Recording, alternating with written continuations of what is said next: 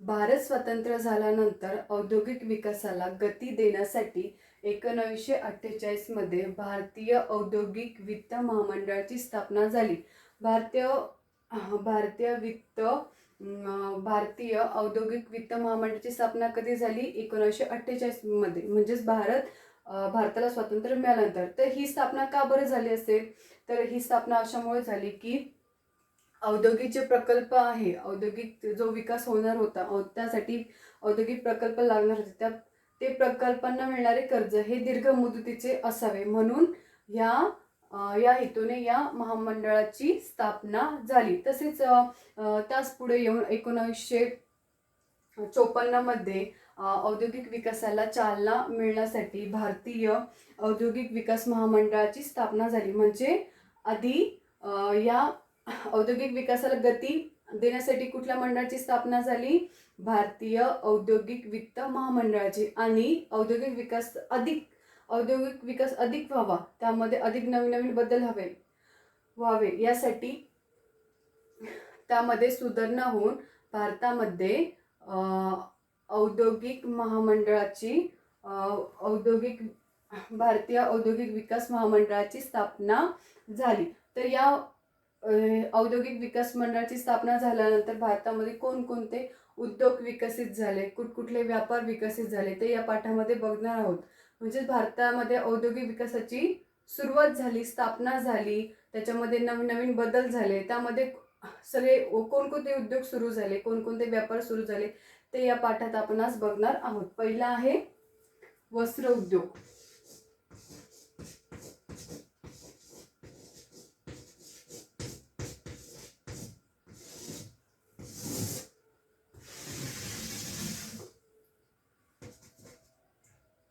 वस्त्र उद्योग. वस्त्र उद्योग म्हणजे काय? कापड उद्योग. कापड उद्योगाला वस्त्र उद्योग असे म्हणतात. देशाच्या प्रमुख औद्योगिक उत्पादनापैकी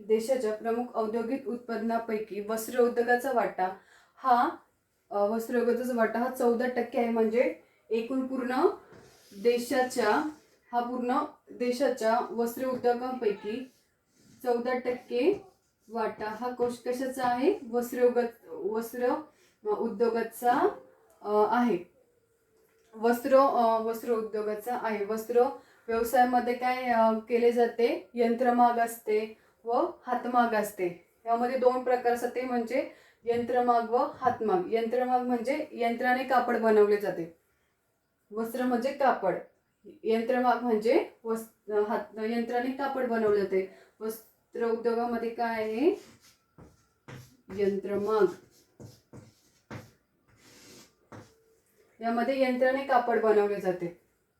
म्हणजेच बघा, आपण म्हणजे आपल्याला माहित आहे की साड्या बनवतात किंवा जे वेगवेगळे ड्रेस बनवतात, ते एक मोठमोठ्या फॅक्टरी असतात. त्यामध्ये जास्त माणसाची गरज असते का?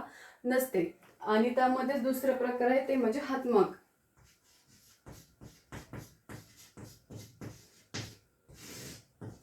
हातमाग म्हणजे काय? हाताने कापड बनवणे.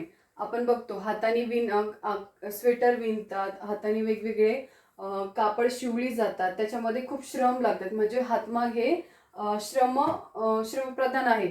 आणि यंत्रमाग यामध्ये श्रम लागतो का? नाही लागतो. यामध्ये यंत्रच हे कापड बनवतात. आणि हातमागामध्ये माणसाची गरज असते. म्हणजे यामध्ये श्रम लागते, परिश्रम लागत असतात. भारतामध्ये वस्त्र उद्योगाला टेक्सटाईल कमिटी ऍक्ट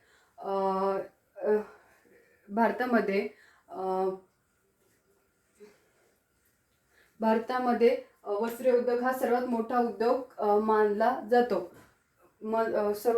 सर्वात मोठा उद्योग मानला जातो. टेक्सटाईल कमिटी ऍक्ट 1963 नुसार वस्त्र उद्योग समिती देशांतर्गत स्थापन झाली. या समितीमध्ये काय होतं माहिती का? या समितीमध्ये देशांतर्गत जे कापड तयार होतं, देशांतर्गत जी निर्यात केली जाते, त्या कापडाची गुणवत्ता यामध्ये तपासली जाते. म्हणजे कुठली? Textile committee act. वस्त्र उद्योगामध्ये कुठली कमिटी नेमून दिलेली आहे? ती म्हणजे टेक्सटाईल कमिटी ऍक्ट. यानुसार काय केलं जातं की जे भारतामध्ये जे कापड तयार झालेलं आहे, त्याची निर्यात करायला लागते, बरोबर. त्या कापडाची गुणवत्ता कशा प्रकारे आहे, ते चांगल्या प्रतीचे आहे की नाही हे कोण बघतं, तर टेक्सटाईल कमिटी ऍक्ट हे बघते. त्यामुळे याची स्थापना झालेली आहे. दुसरं आहे आपलं रेशीम उद्योग.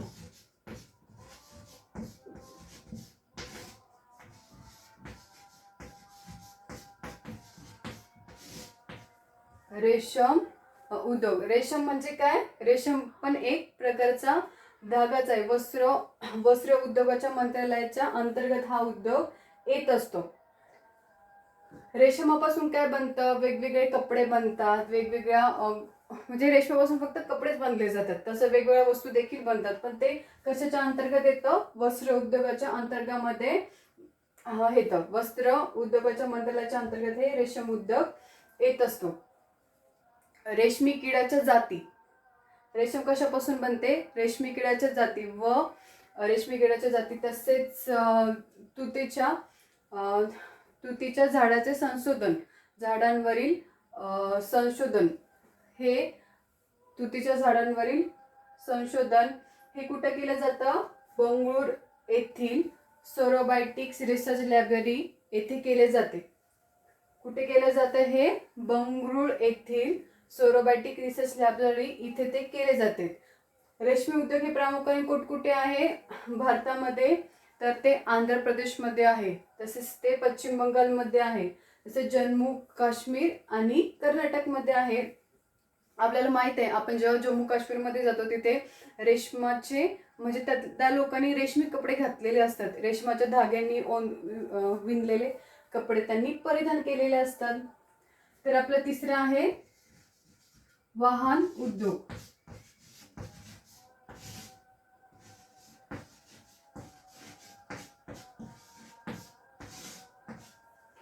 वाहन उद्योगामध्ये भारत हा प्रमुख देश आहे. वाहन उद्योगामध्ये भारत हा कुठला देश आहे, भारत हा प्रमुख देश आहे. भारतामधून 40 देशांना वाहने निर्यात केली जातात. किती देशांना निर्यात केली जातात, 40. वाहन उद्योग हा भारतातील प्रमुख उद्योग असून भारतातून 40 देशांना वाहने ही निर्यात केली जातात. भारतामध्ये ट्रॅक्टर, आपल्याला माहिती आहे शेतकरी काय वापरतात, शेती नांगरण्यासाठी ट्रॅक्टर वापरतात. भारतामध्ये सर्वात जास्त उत्पादन हे ट्रॅक्टरचे घेतले जाते. हे ट्रॅक्टर दुसऱ्या देशांमध्ये देखील निर्यात केले जाते. ते देश म्हणजे आफ्रिका खंडातील काही देशांना निर्यात केली जाते. आफ्रिका खंडातील, तसेच तुर्कस्तान, मलेशिया या देशांना ते निर्यात केले जाते. म्हणजे आपल्या देशामध्ये वाहन उद्योगांना देखील खूप महत्त्व आहे. त्यानंतर आपण बघणार आहोत चर्म उद्योग.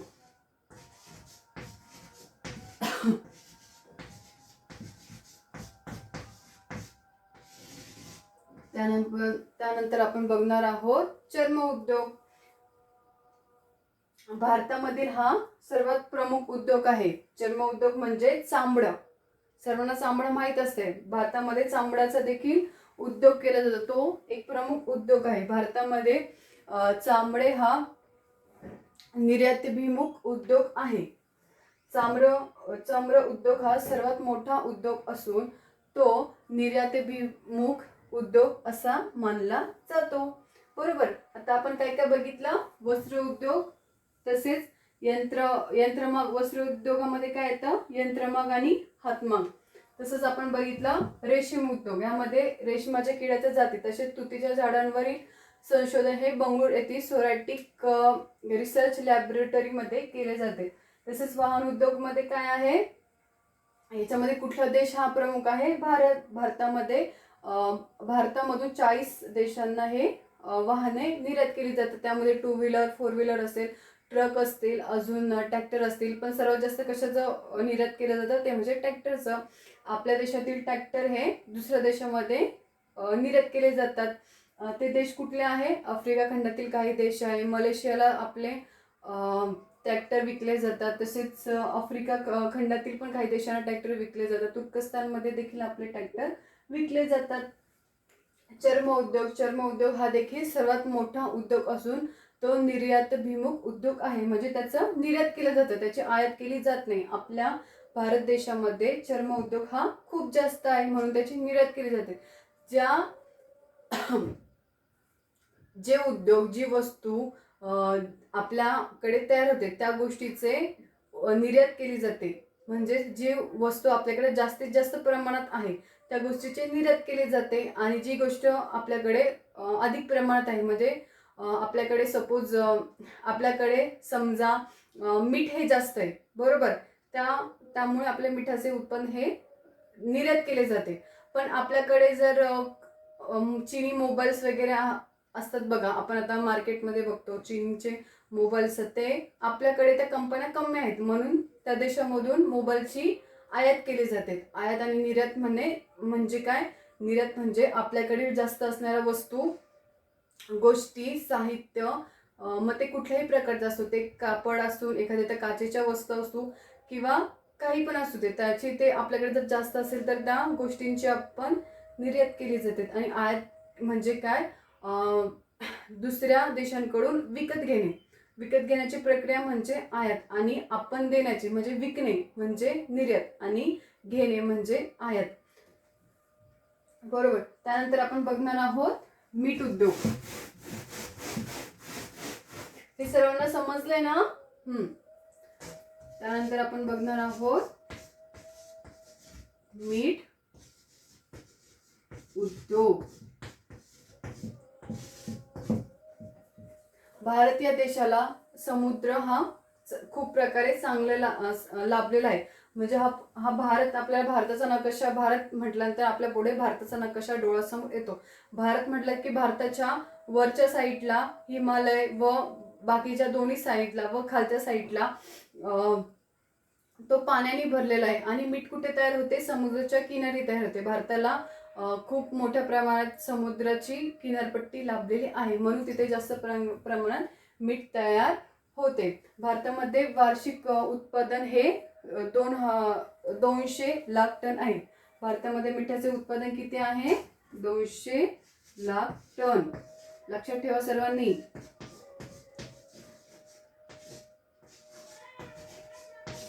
200 लाख टन वार्षिक उत्पादन.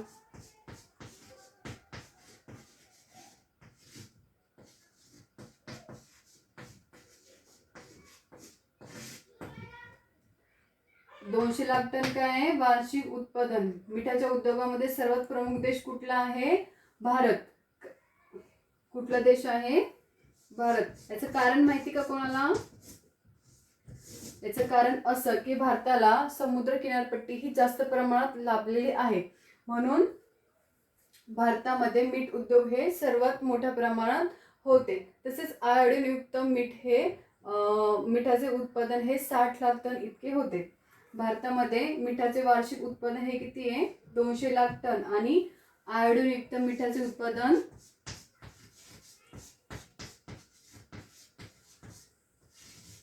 आयोडीन युक्त मिठाचे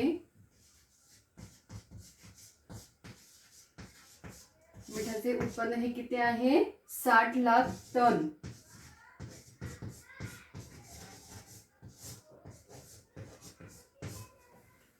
सर्वांनी लक्षात ठेवा, मिठाचे वार्षिक उत्पादन हे 200 लाख टन.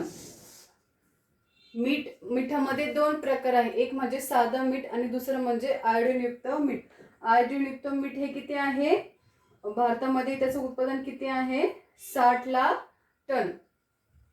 सर्वांना हे समजलं आहे? ठीक आहे. आता आपण काय काय बघितलं? रेशीम उद्योग बघितला, बरोबर, वाहन उद्योग बघितला, चर्म उद्योग बघितला, आणि शेवटी आपण बघितला मिठाचा उद्योग.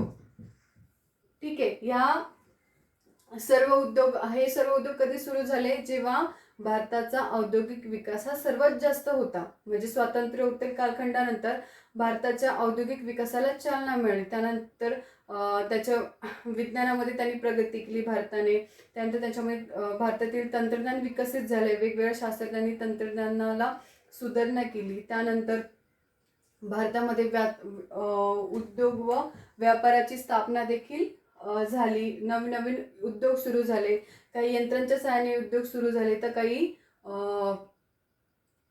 काही हातांच्या सहाय्याने, म्हणजे आपण हाताने देखील उद्योग, म्हणजे जिथे हातांनी जे उद्योग असतात तिथे काय लागतं, तिथे श्रमशक्ती जास्त लागते, तिथे लोकांना रोजगार प्राप्त होतो. जसं जे यंत्राचे आहे तिथे जास्त मानवी काम नसतं, तिथे जास्त यंत्राचंच काम असतं, म्हणून तिथे श्रमसाठा कमी लागतो व जे रोजगार पण देखील कमी उपलब्ध होतो. म्हणून भारतामध्ये दोन्ही प्रकारचे यंत्र वापरली जातात, म्हणजे एक यंत्राच्या सहाय्याने देखील उद्योग केले जातात आणि हातांच्या म्हणजे कष्टाने, श्रमाने किंवा माणसाच्या सहाय्याने देखील त्यामध्ये उत्पादन केले जाते. बरोबर. अशा प्रकारे आज आपण उद्योग व व्यापार या पाठातील या घटकांचा अभ्यास केला. सर्वांना समजलं आहे. उद्या येताना या घटकातील आपण जे आज शिकलो आहे त्या घटकाचा अभ्यास परत करून येणे, उद्या याच्यावर प्रश्न विचारले जातील. धन्यवाद.